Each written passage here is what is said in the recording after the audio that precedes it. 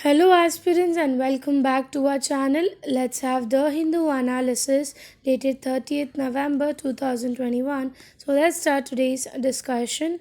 The first article is about the decision of Parliament. Parliament clears the farm laws repeal bill without a debate. कुछ दिन पहले हमने देखा था कि हमारे जो पीएम है मिस्टर नरेंद्र मोदी, उन्होंने ये चीज़ अनाउंस किया था कि हम जो है तीनों ही बिल वापस लेने वाले हैं और हमारा जो सबसे पहला फर्स्ट सेशन होगा उसी में हम ट्राई करेंगे तीनों बिल को कैंसिल करने, जिसकी वजह से लिखा है repel bill to cancel the bill.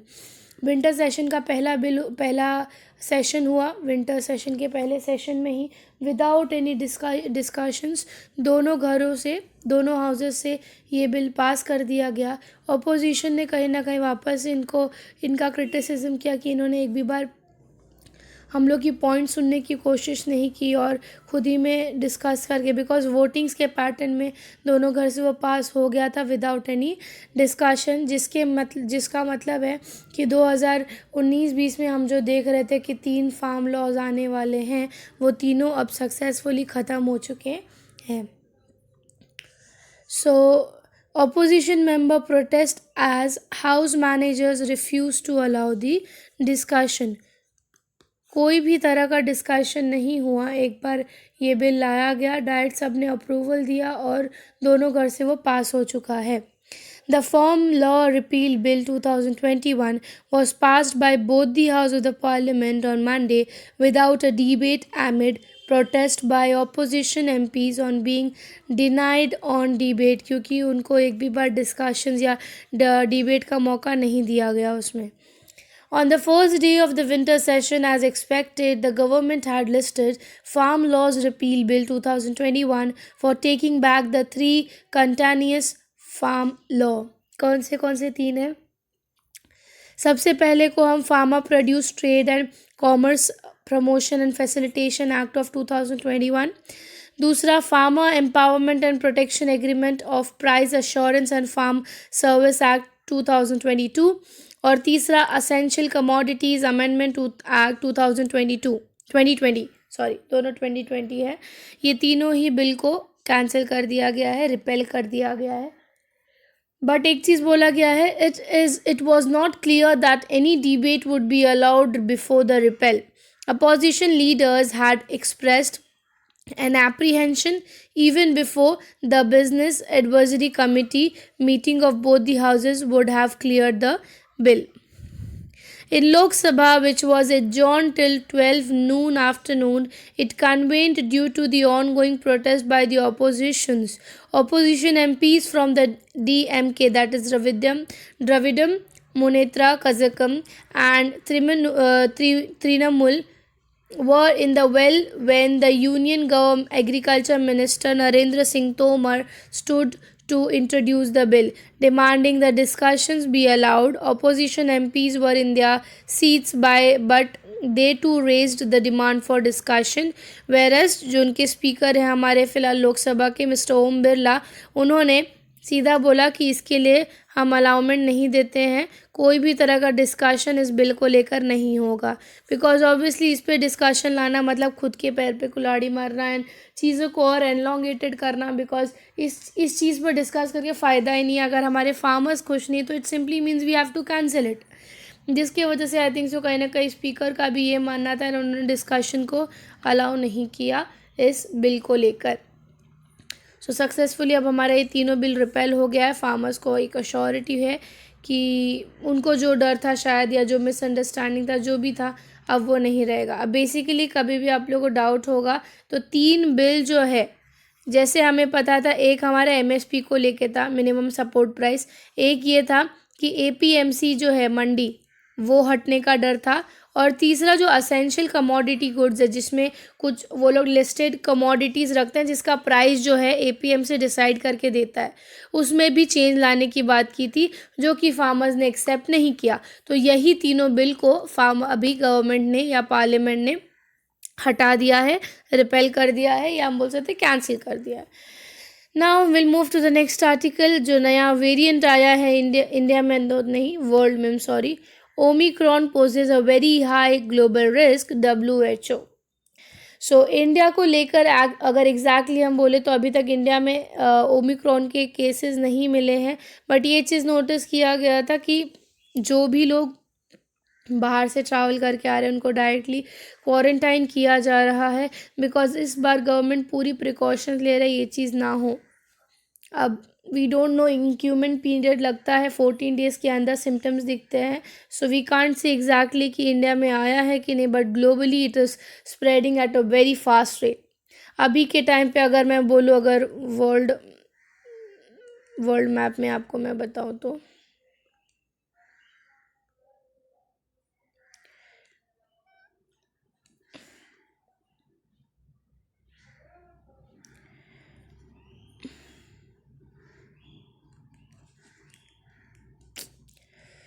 Give me a minute.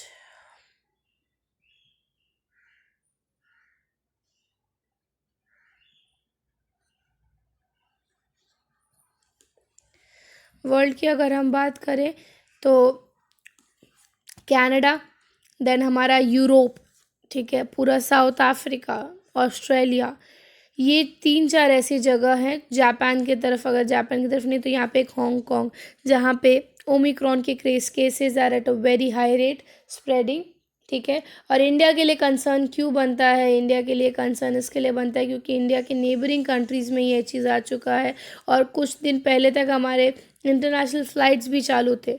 So we don't know exact situation क्या है। WHO का ये मानना है कि अभी अगर आप चाहते हो प्रिकॉशन तो you have to developed a booster, और वो लोगों को बोलो फटाफट लगाने को, so that, but exact booster भी किस तरीके का बनाना वो भी हम नहीं बोल सकते, बिकॉज ये ओमिक्रॉन पे हमारा जो वैक्सीन है वो वर्क नहीं कर रहा है।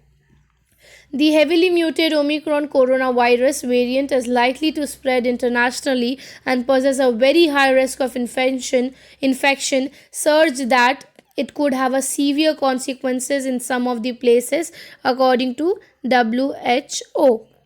No Omicron linked deaths have yet been reported, through further research was needed to access its potential to escape the protection of any immunity. अब तक डेथ उसका नहीं आया है एक भी कि डेथ हुए लोगों के, बट यस अफेक्टेड लोग के नंबर्स दिख रहे हैं. In anticipation of the increased case numbers as the variant, the first reported last week in South Africa spread, the UN agency urged 194 countries, 194 state members to accelerate the vaccination priorities and to have a proper health service plans. Omicron has an unprecedented number of spike mutations, some of which are concerning the potential impacts of the pandemic. Spike mutation के बारे में कल के lecture में मैंने आपको बताया था, उसका एग्जैक्टली मतलब क्या होता है प्रोटीन स्पाइक को लेकर. The overall global risk related to the new variant is accessed as very high. Tedros Adhanom, WHO director, sounded the alarm at the start of the Assembly for the Health Ministers. States to gear up a new protocol. New protocol क्या है कि trace करना है, quarantine करना है, booster तैयार करना है, RT-PCR रिपोर्ट कंपलसरी सबका देखना है, सो दैट आप अपने तरफ से एक अश्योर्ड रहो. एन इमरजेंसी सिचुएशन इसके लिए बोला है बिकॉज इसका म्यूटेशन इज़ वेरी फास्ट, इसका स्पाइक प्रोटीन म्यूटेशन बहुत फास्ट होता है, तो हमें उस हिसाब से खुद को तैयार रखना पड़ेगा.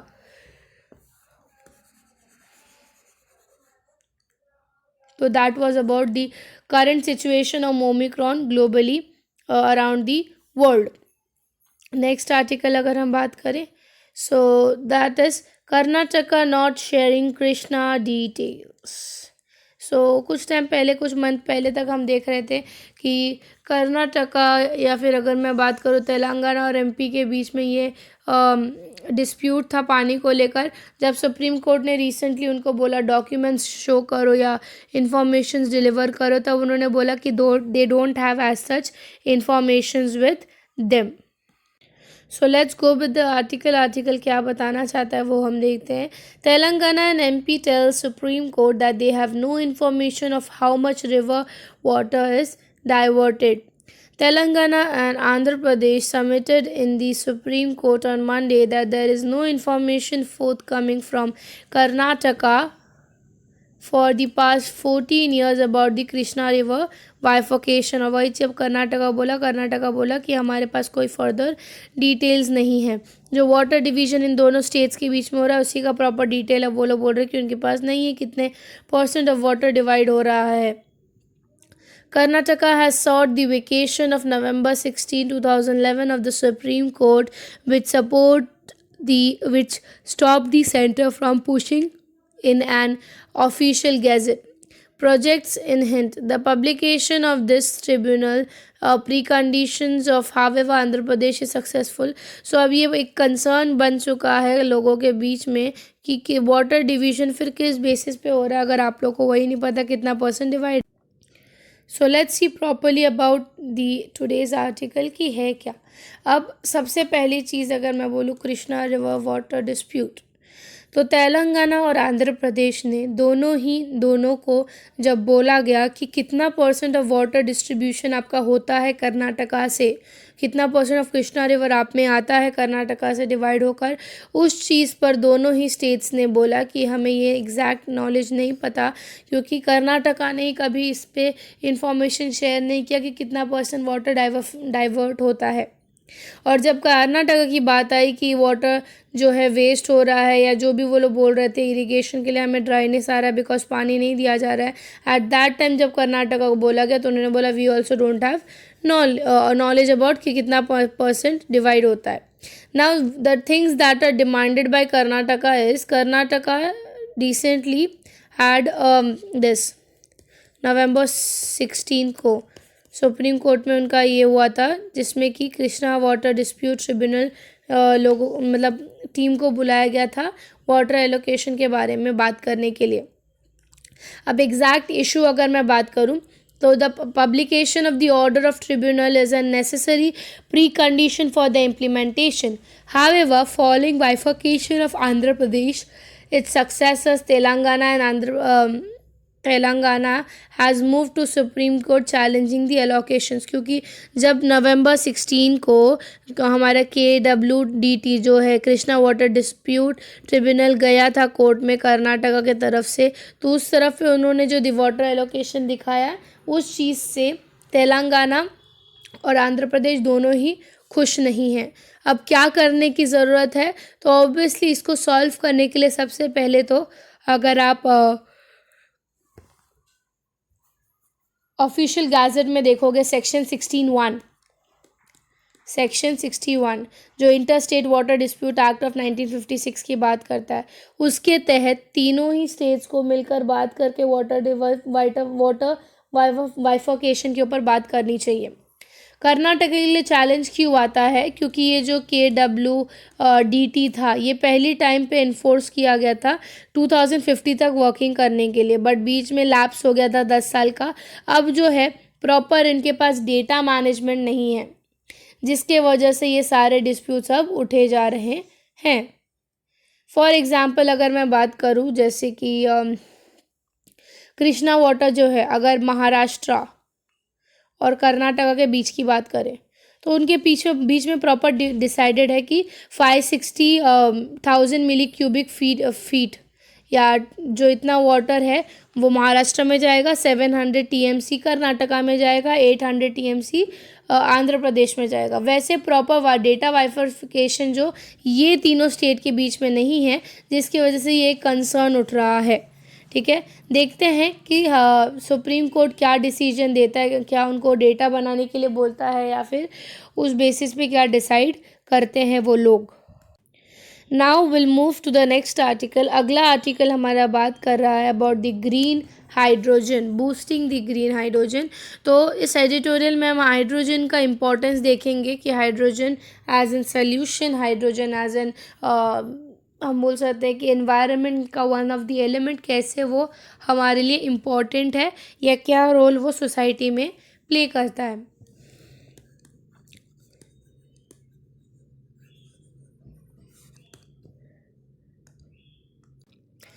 So, Prime Minister Narendra Modi recently announced that India would aim for net zero. Net zero की बात हमने भी देखी थी. India would be aimed for net zero carbon emission by 2070.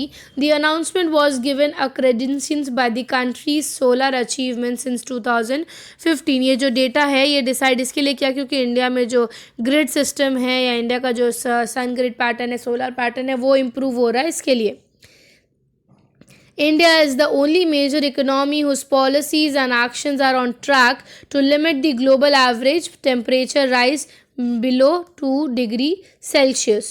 ठीक है, India has a head start. India has a head start. क्यों हम बोल रहे हैं?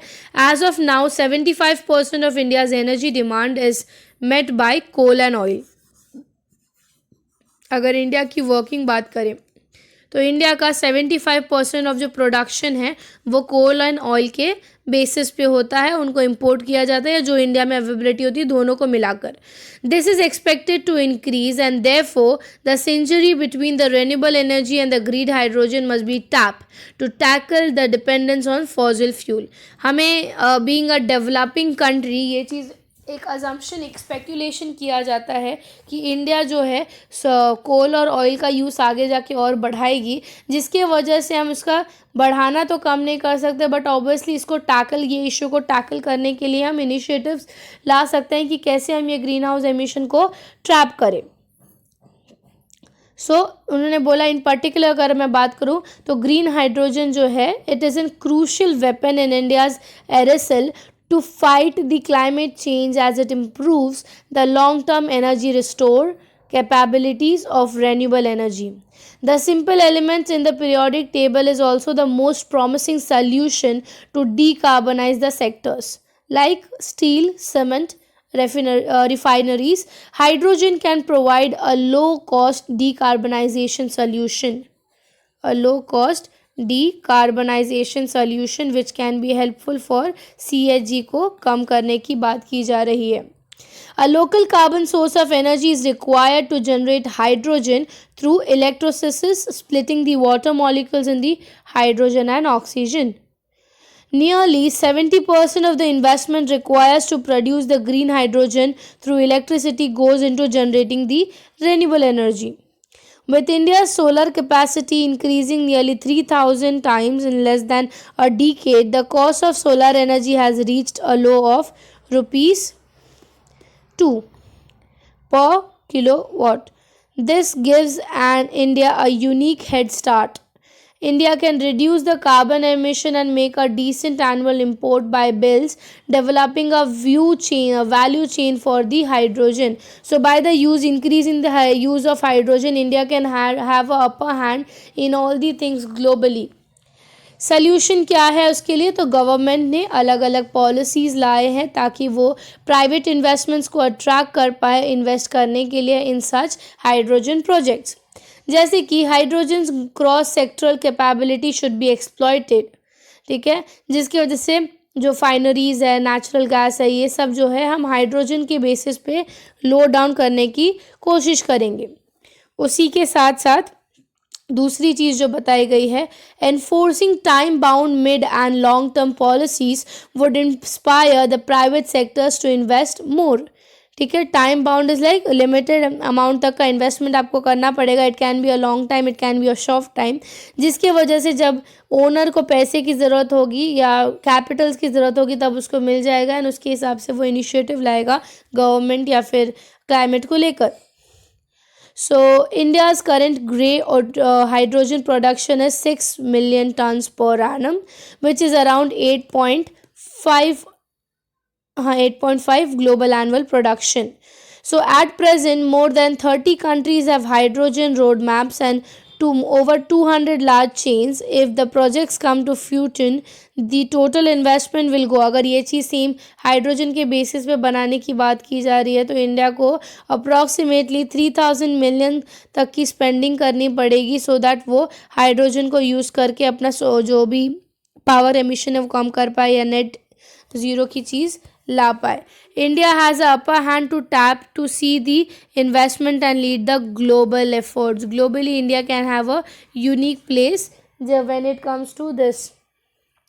हाइड्रोजन, यूज़ ऑफ हाइड्रोजन या फिर कार्बन CNG जो है उसको कम करने के चक्कर में। तो it is a good part कि अगर इंडिया इस वे में वर्क करेगा environmentally, economically, it will benefit India. So we can say it is a negative thing because आप रेन्यूएबल एनर्जी यूज़ कम करोगे, बट या it is a positive thing because you are trying to save resources, you are trying to save environment also, you are trying to give opportunities also.